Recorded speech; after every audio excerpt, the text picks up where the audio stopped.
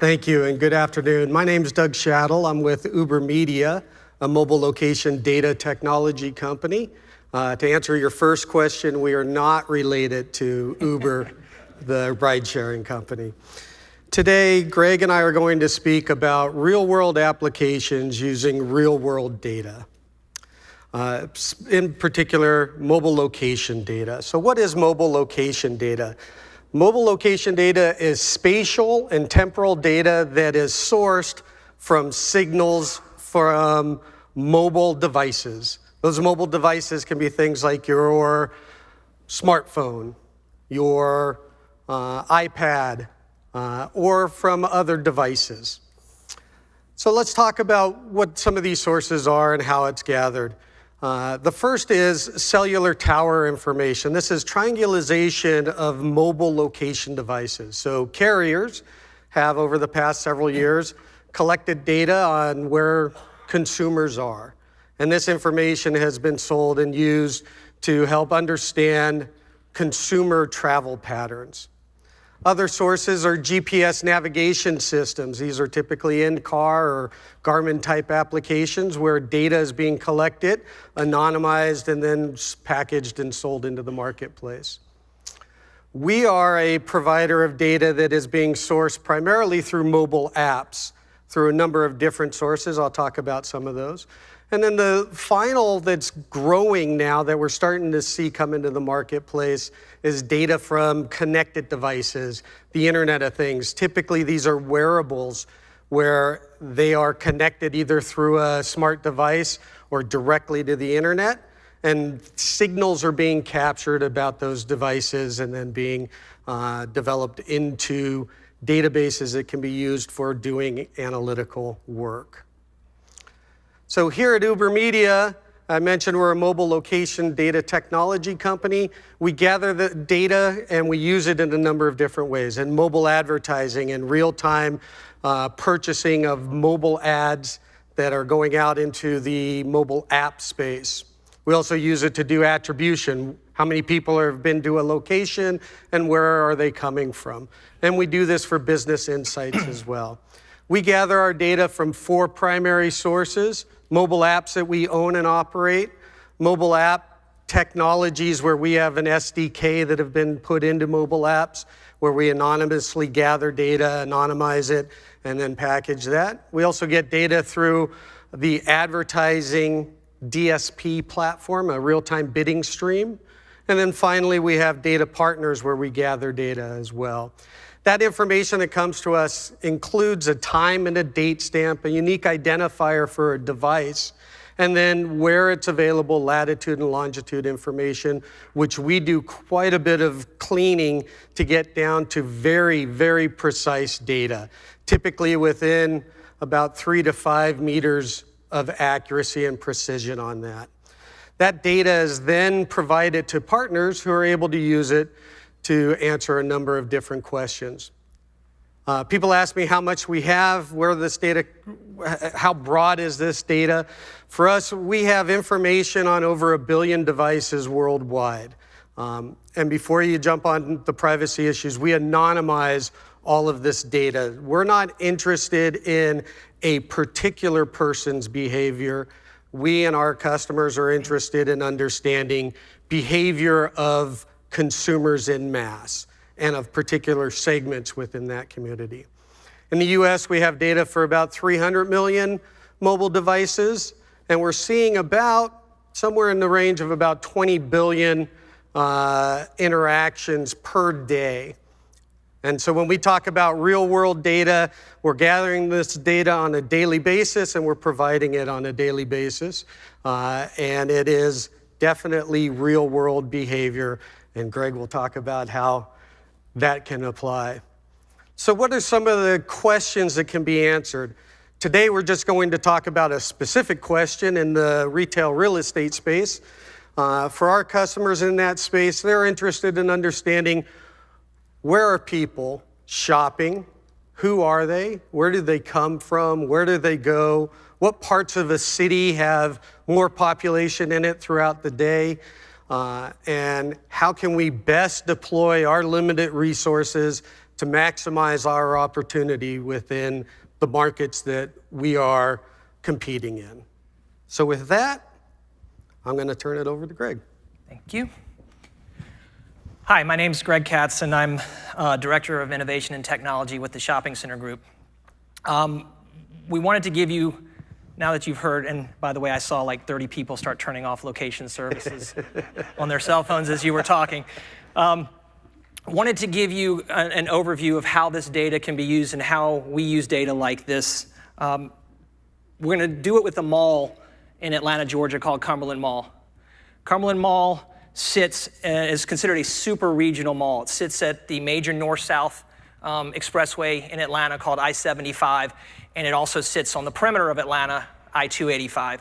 And sitting at that intersection, obviously high traffic flow. It also sits near 3 other fairly large malls that are notated on the map as well, in Lenox Square and Phipps and Perimeter Mall. So there's a lot of shopping competition going on. In addition, Cumberland sits next to or adjacent to the wealthiest zip code in the state of Georgia in 30327. And right above that sits the 5th wealthiest zip code in Atlanta. So if you look from a map perspective, the obvious assumption is that Cumberland Mall is sitting in a great location for an upper income affluent customer. Traditionally, when we look at real estate in the past and we've looked at how to gauge the demographics for real estate, it used to be the radius ring. That's the traditional way things are looked at here. There's a 10-mile radius ring put into place. And we look at things like population. In this case, at the bottom, you'll see that there's income, age, and education, 3 very important variables for a retailer, for a landlord, developer, things of that nature. After the radius rings, people started moving to drive times. Drive times gave a more narrowly focused way to look at a trade area, and people assumed this got rid of things like natural boundaries that people had a hard time crossing, made use of the road system, dealt with traffic, et cetera, to give you a more condensed picture of what your trade area looked like. Demographically, if you look at the radius ring for Cumberland Mall and the drive time for Cumberland Mall, they're fairly similar in terms of information. Now let's get to how we use UberMedia and Doug's data. So what we do at the Shopping Center Group is we take this data and we look at density of device IDs that actually visit a location. So we're able to geofence Cumberland Mall, and we're able to now look at actual visitors to a location. And instead of, to Doug's point, instead of looking at each individual visitor and trying to uniquely determine something, which they don't provide us that exact data anyways, we grid this. And so we basically have created a heat map here showing where the most device IDs come from. And it allows us to take a better look at a trade area from a retailer or landlord's perspective. Come on. Now let's look at the zip codes. The wealthiest zip code, which is the one at the bottom in 30327 in Atlanta, if you notice from a primary standpoint, the core primary trade area of Cumberland Mall, there's no presence in actually either zip code, even though those 2 zip codes sit adjacent. And if you add in the drive time and the radius ring, you'll start seeing a lot of white space.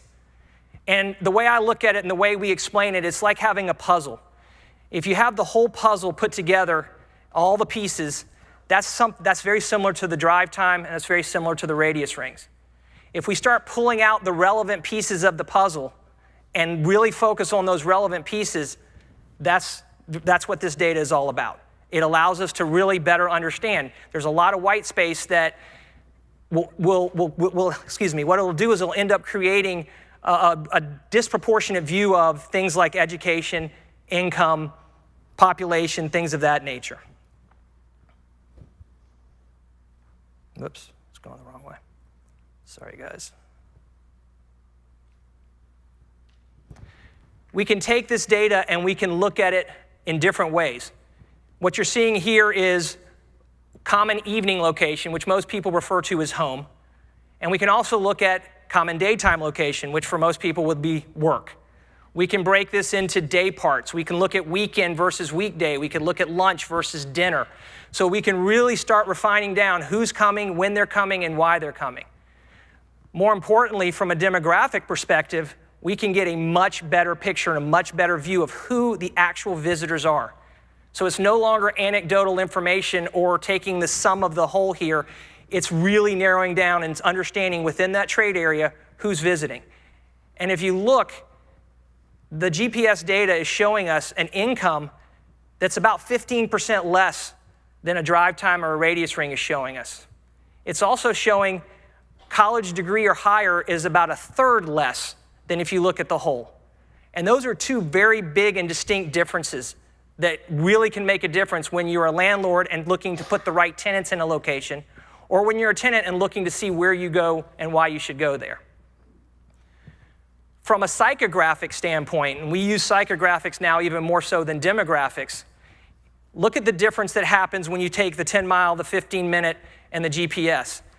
If you're looking at, let's just use the radius ring. If you're looking at that radius ring, you're going to say, wow, metro renters are my core. That's it. That's who I really need to focus on. And maybe Young and the Restless also takes significant importance.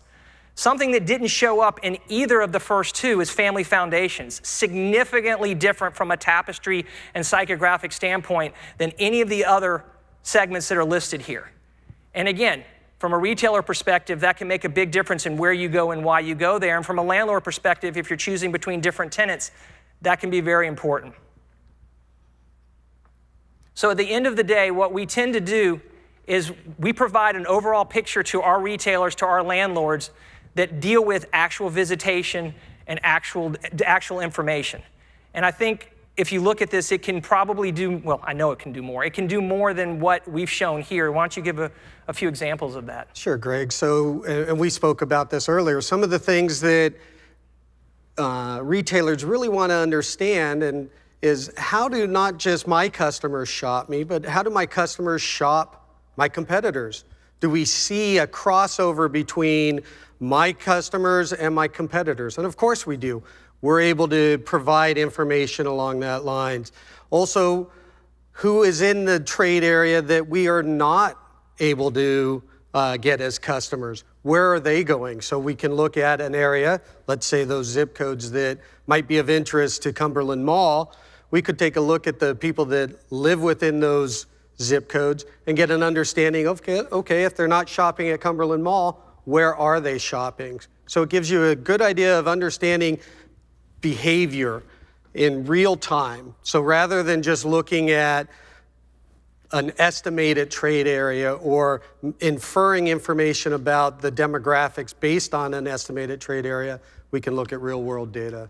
I mean, what this data doesn't do, obviously, is we look at it as a movie. It stops at present time. What this data doesn't do, and still needs to be taken into account, is it doesn't tell you what's happening currently or in the future, such as road construction. Or in the case of Cumberland Mall, a great example is the new Atlanta Braves baseball stadium just opened up catty corner to Cumberland Mall. The impact of that won't be shown. So although this is the absolute truth, it's the absolute truth from a movie perspective up to the present. You still have to factor in what's happening in the future, what's right immediately in front of you, and factor that into the overall equation. But overall, it gives a much more accurate and complete picture of both the trade area, both of the customers, and what other brand affinities they have. And it's a much more compelling argument to present to a retailer when you're trying to work with them on either selling them on a location or showing them why this market over that market, versus saying, there's 600,000 people in the area, you should be here because there's a lot of people. Now you can show them why they need to be there. Excellent. So, thank you. Thank you.